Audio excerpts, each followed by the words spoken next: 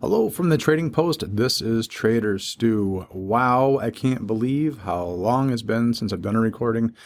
I wanted to mention, I don't know if you heard the last couple episodes or whatever. So what I did was I was trying to get over the humps. I always tell people, just hit record, don't worry about it, upload it, and get yourself out in the ether.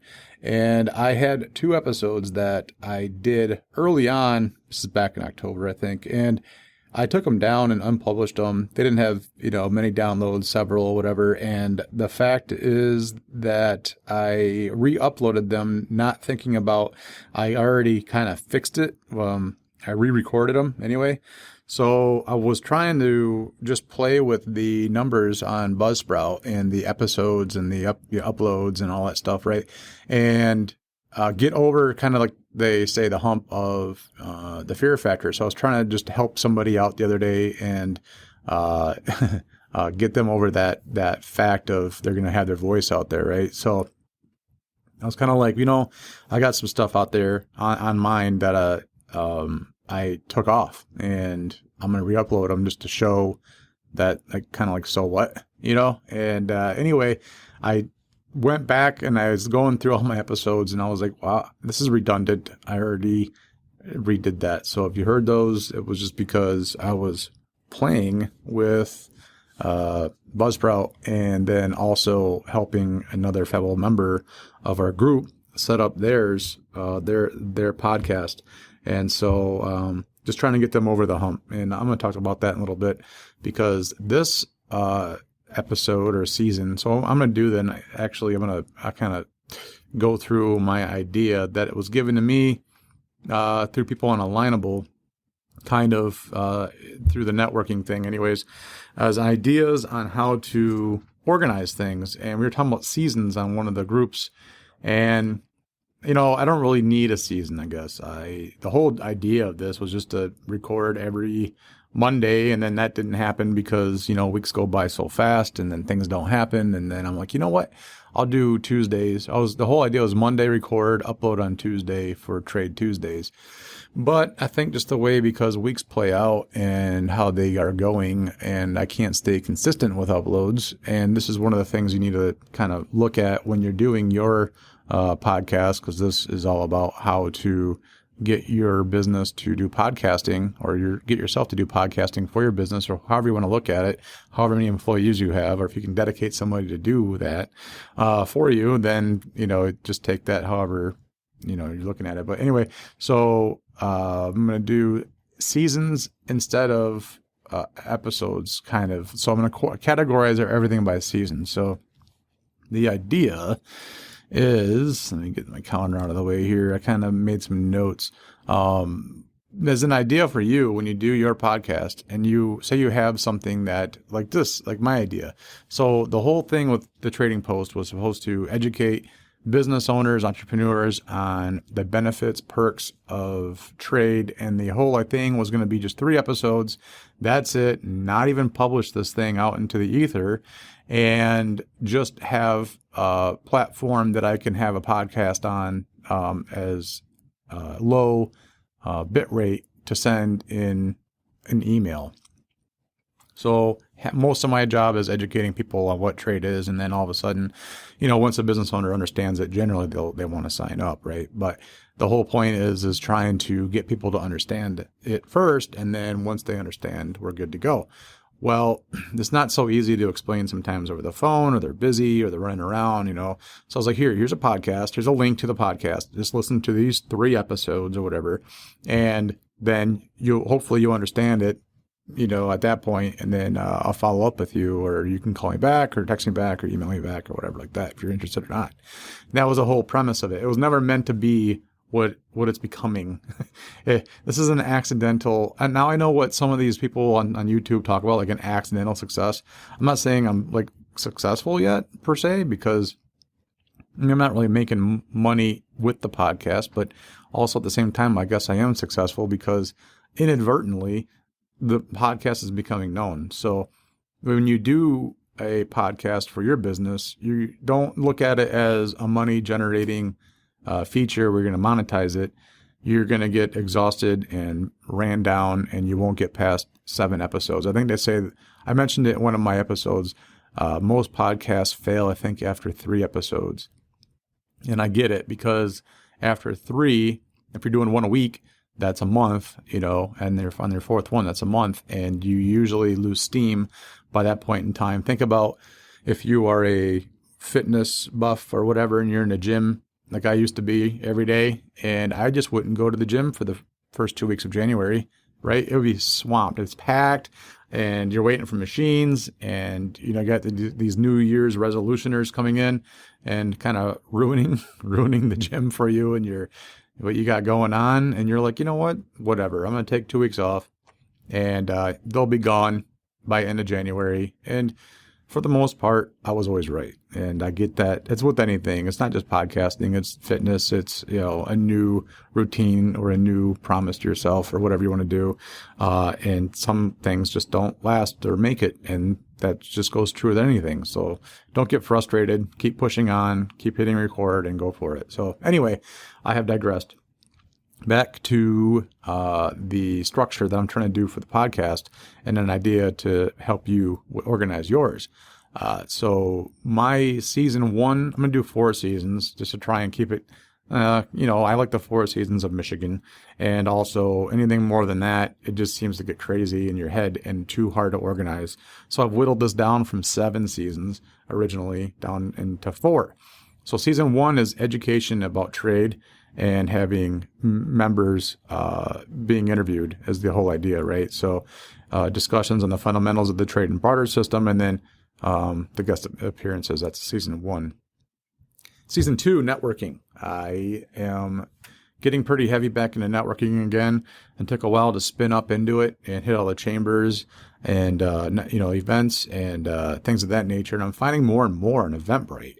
And now I'm looking to host my own networking events in the area, in the Metro Detroit area. And so if you're, in Michigan or Southeast Michigan and want to check it out, I will announce it once it gets launched. But right now I'm going through other preliminary things and planning and things of that nature to try and get it going. And basically it's going to be networking for kids, or with kids rather.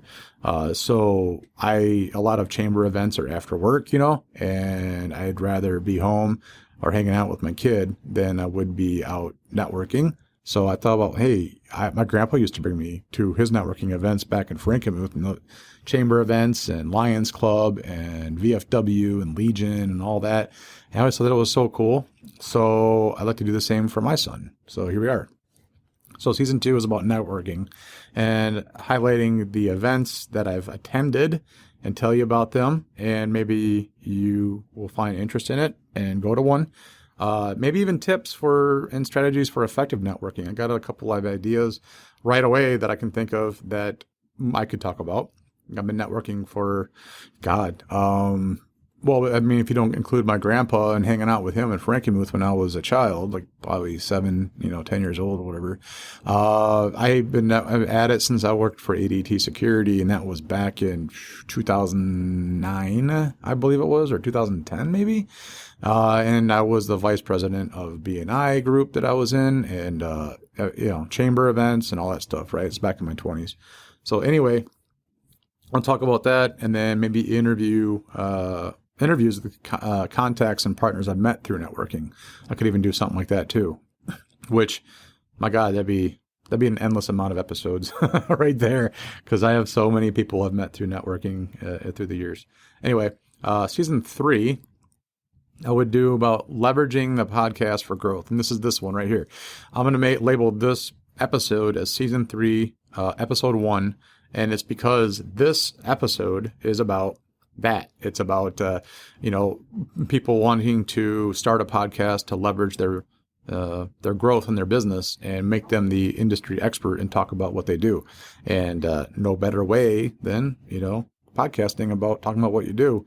And it automatically makes you an industry expert from what I've already kind of noticed. And actually, people want to talk to you more about your podcast than they do about your business, which is really fun as well. It's a nice icebreaker. And I'll get to that in a minute. So the episodes could be on how to use a podcast to promote and grow your business, and then personal success stories or struggles. And that's kind of like what I like talking about. I love struggle stories and going through, the pains. And I think that'd be kind of fun just to document all of that in the podcast. And no one really does that, I guess. Everyone always just wants to project their success, and then people think they're an overnight success or overnight millionaire, when in fact they got hundreds or thousands of hours or episodes or years in 5, 7, 10 years, whatever, into becoming the overnight success. And you don't see the last decade that they poured into it.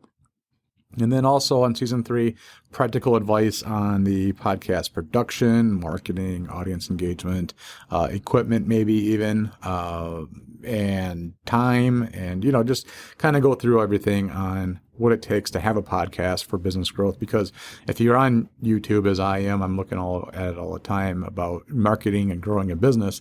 Everyone talks about, you should start a podcast and that'll help you grow your business, because there's only, I think this last stat was 350,000 podcasts worldwide, as opposed to, I believe it's YouTube channels, or 7 million YouTube channels worldwide. So you get a much greater chance of getting an audience on a podcast than you do on getting into YouTube.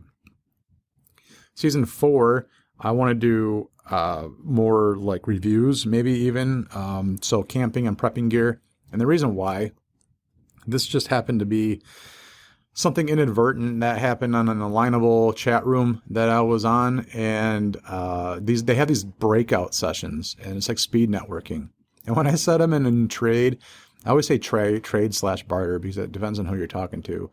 They're like, oh yeah, I'm a prepper too, or I love prepping, or I didn't know, that's cool, you're a prepper. I'm like, okay, well, I mean, kind of, I guess. I don't think I'm that much of a prepper. I guess I'm a prepper a little bit. I mean, I have, a cabinet of food, if that makes me a prepper, then so be it. But, I mean, I guess a little bit. So anyway, I'd like to hopefully one day get sponsored by maybe some camping and prepping gear, because really this is a trade and barter, podcast. It's the Trading Post, and what cooler way to get funding to help me and advertise, but then to, do that for camping and prepping, and not even get paid for it. But really, if I use something, because we camp in the summertime, and then just kind of talk about it and if it's worth it or not. I've always been a kind of a reviewer anyway, back in my YouTube days. And that was actually one of my channels I was going to do, was reviewing things. And it never took off, because most things, they don't, because YouTube is a hard, tough racket to get into. And I'll add that onto season 4 at the very end. And so I could talk about the reviews and various prepping and camping gear. I guess that's the same thing. Camping and prepping gear, really, it's used interchangeably. As a matter of fact, that's how my wife got me to start camping again, because she was like, oh, wouldn't it be great if you got to like try out and use your prepping things that you have, and then use it for camping, and then actually get some hands-on experience with it and try it before, the lights go out. I'm like, yeah, you know what? I guess you're right. So, but by the way, I used to say up, down, swear left and right that I would never, ever camp again, because I've had multiple deployments, from the Air Force. I was in SEER school. So you think I would love camping because I'm SEER certified or SEER trained, but honestly, that was enough for me. It was, I guess, at the time, but now that I got the kids love going to campgrounds, and so here I am doing what I swore I'd never do again, and I love it though. I mean, it is fun. The kids love it. I don't even see my oldest, the stepson. He's gone. The campgrounds have a rule: as long as you're over 8 years old, you can run the grounds without parental supervision around. And as soon as we get in the gates, he's gone. He takes off. He's like, can I get out of the van and I'll meet you guys? What spot are you guys in? We'll tell him the number that we're in, and that's it. He'll either meet us there or we'll see him later or whatever, but he loves the freedom at the campgrounds. So, and my other son, he's way too young yet. He's a toddler, but he already loves it because he loves being outside. And the fact that we're outside with him all day, all night, all day, all night, he is just like into it. He loves it. So here I am camping again. Anyway, and I get to use my gear and I get to futz around. I love futzing. So, playing with fire. I've always been a fire bug. So there it is. Maybe that's one of the first things I'll talk about. I got this thing from, it's a camp stove. It uses a little fan blower, so you can, use like pine cones and twigs, and basically you can boil water with very little. It's really, really cool to use. I used it the other day. It was fun. Anyway, and to get tips for the right gear and making the most of it in season 4 for camping and prepping gear reviews. So I did them in the order of what I thought was the most to least of order of importance, I guess, is the only way I could really think about it. Not season 1, education and trade; season 2, networking; season 3, leveraging a podcast for business growth; and then season 4, camping and prepping gear reviews. All right, so let me get a bit more into other ideas I had. So the Alignable, if you're not on it yet, by the way, great platform. It's like I always say, if LinkedIn and Facebook had a baby, it's like a hybrid of both. It takes the social aspect more of like the Facebook, and then you get the business aspect of LinkedIn, but you don't get people asking for jobs like you do on LinkedIn, or all the busyness, you can get sidetracked on LinkedIn as you can in Facebook. So it gets rid of all that. And Alignable is all about business owners, entrepreneurs, sales folk, helping people out. And then it's like the giver's gain. So they say, you put 10% out and you get 10 times back, or 100% back, whatever like that, right? So you help someone out, they remember you, they drop you a referral, basically kind of a thing. And then suddenly, by the time you know it, you're getting sales on Alignable, and it just comes like almost inadvertently. It's really fun. You learn a lot. I use it for a learning platform because they have the breakout rooms, like I mentioned, and you meet people from all over the country. And the whole premise of Alignable started out, though, as a local networking only. So you can, like LinkedIn, I don't think you can really do this. You can narrow down where you want to find connections at. So if I'm just, Metro Trading Association, I'm the sales and marketing manager for them. I only really care to work with the Great Lakes region, right? Because trade is only as good as the local people and the local economy. It's all about buying local, right? So even though I can kind of help maybe work with somebody in Florida, it's really hard to find reciprocal, mutual beneficial situation with that business owner. So, even though they might be able to sell because they're online e-commerce, how can I get them to spend? And they're only, businesses are only as good as they can spend and sell. So that's why I like Alignable, because I can narrow it down to just Michigan, Ohio, even Indiana, Illinois. So there's that. And I wanted to also get into, they have a podcasting groups on there as well to help you out. But, people think that just because you're a podcaster, you kind of like know it all or whatever, I guess, which is kind of fun and cool because you get to be the expert. So I was literally called up and messaged the other day to help one of my members that's in Metro Trading to help set him up with a podcast. And I'm like, it's really easy, man. You just, log in, Buzzsprout walks you through it, done deal. And he was just like, I don't really got time to deal with that. I don't want to figure it out. Could you help me out? I'm like, well, I'll stop by and, walk you over how to do everything and get you set up. And I was there for probably, 15, 20 minutes. And it was, he really appreciated it. And he's off to the races now. All he's got to do now is record. I can set him up with all the different ways to listen to his podcast and all that stuff, right? So to me, it was easy. So I went through it. To him, he didn't want to deal with it. And, it's all done now. So it's cool. So I hope he does well with it. He does security for computers, virus, antivirus, and things of that nature. So, all right. So one more thing, too. If you're thinking about starting a podcast, don't try and be perfect with it.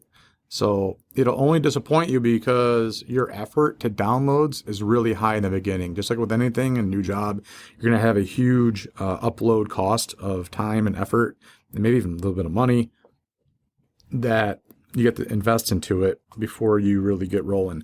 I noticed that, with the YouTube, it's a lot more because, of course, you got the video aspect of it too. And everyone always asks me if I'm going to do video with the podcast. And honestly, if I could get away with just audio only, I will. I understand the marketing aspect, however, of uploading some video. Obviously, with the Joe Rogan show, I know he's above, way above the standards, whatever. He's $18 million an episode, I think he gets. So but I only really I don't listen to his podcast. I don't. I see his hits on YouTube and they're funny or whatever, interesting. But it's only because of YouTube that I know of Joe Rogan, really, because I don't listen to him on Spotify. So that being said, just hit the record button, get over that hump like I mentioned earlier, get your voice out there, get over your butterflies, get over the fear factor. Nobody's going to listen to it. Don't even advertise it if you don't want to. Just record it and submit it, publish it, get it out there, and don't say anything. And you're going to get a couple of listens and downloads, whatever, just through kind of like an organic reach, or maybe if you got good tags or you got good keywords in your title or your whatever, you're going to get found just by people searching. If you don't want to mention it on your Facebook page, then don't. I didn't, and because it wasn't supposed to be like what it is now. Anyway, so get over that hump and just get it out there and, just talk about something, and that's it. Like I said, at least it ain't YouTube. You have to deal with the lighting and the angles and the video editing and, and then you got sound on top of it and all that, everything. So, the podcasts are great because it's great for the busy business owner because you have, so much less to edit. And honestly, I am trying to edit as little as possible because the editing is what takes all the time. When I was doing video editing for a job I was in, I figured about almost an hour per minute, but I was doing like hands-on educational, for the company, kind of, big production, I guess you could say, or everyone's going to see it. So it was more time. If you can probably narrow it down to maybe more like 15 minutes of editing per minute of video. But even though that's still a lot of time, you got 4 minutes of video and that goes by so fast. That's an hour of just editing, and that's it. You haven't done anything else to it yet with all of the description and the tags and the marketing of it and everything like that. Right. So it's a lot, at least with podcasts. If you just, get through it and upload it, you're good to go. I was just kind of reading through here. Oh, yeah, I wanted to mention, too, the podcast. When you're out networking, just mention you have a podcast and maybe put it on your business card. And it's a great icebreaker. When I'm out networking, I'm like, I'm the sales guy or member application. I got to think of a better name for sales and marketing manager. But anyway, I work for Metro Trading and I started a podcast. Everyone's like, oh, wow, cool. I'm like, really? I didn't think that was that big of a deal, but I am fully aware, getting more aware now, that a lot of people wish they could or want to do something, and then they think about it, and then when they meet somebody who's actually done it, it's kind of it's a cool thing to see somebody do something that you want to do yourself, I guess. It's the only way I can think of it, because even though I did, I was in YouTube and all that, I deleted the channel and all that stuff because it was kind of distracting. I kept coming back to it and it was just filling my time with nothingness and I was getting nothing out of it. And, I got, I think I was at it since 2017 and I changed the channel name several times and it was just, it just kind of flamed out. I was over it. So anyway, just start your podcast and get going with that and, see what happens. And I guess that's it. The thoughts and views expressed in this podcast are solely those of the host and do not reflect the official policy or position of Metro Trading Association. Although the host is an employee of Metro Trading Association, this podcast is intended to educate entrepreneurs on the benefits of professional trading regardless of their location. Additionally, the host reviews various pieces of camping gear due to the Association of Trade, Barter, and Prepping.